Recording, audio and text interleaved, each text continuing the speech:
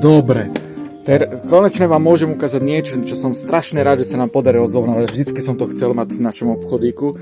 A to je Ichiban Kyuji!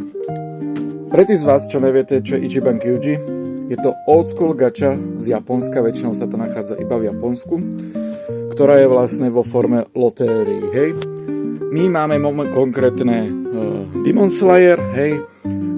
Ako to vlastne funguje, je veľmi jednoduché. Kúpite si listoček bude stať vlastne 10 € a máte garanciu niečo vyhrať, hej. V tejto konkrétnej gače máte šancu vyhrať figurky, kovové podpivníky, veľké plagáty, malé figurky do 10 cm a potom kľúčenky, hej.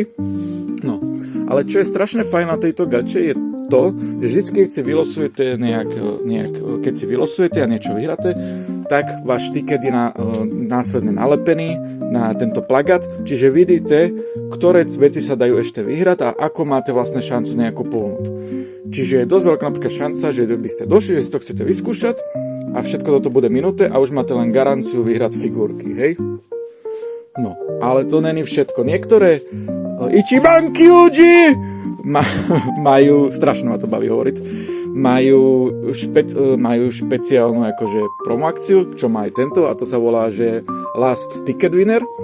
A to sa jedná o to, že keď dojdete ako úplne posledný a vytiahnete si posledný tiket, tak nie len, že vyhrávate to, čo máte na tiketu, ale vyhrávate aj špeciálnu cenu a v tomto prípade je to špeciálna figurka Rengoku, hej? Špeciálna figurka Rengoku je hen tam hore. No. A čiže sa vám kľudne môže stať, že vyhráte figurku a do toho vyhráte ďalšiu figurku. No. A vlastne super na tom je, že tie figurky naozaj sú veľmi super. Sú to asi také figurky v hodnote cca 60 € by som povedal.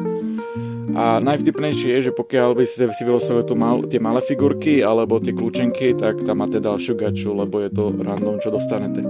Ostatné ceny, napríklad ako je ten podstacok alebo plagátik, akože je to dosť veľký plagát, si môžete kľudne vybrať, aké by ste chceli. Strašne sa na to teším. Napíšte nám, čo si o tom myslíte.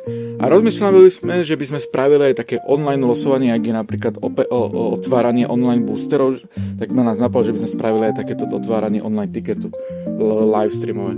Napíšte, čo si o tom myslíte. Vidíme sa v ďalšom videu. Ichiban Kyuji! Aspoň poslednýkrát som to ešte musel povedať. Čau.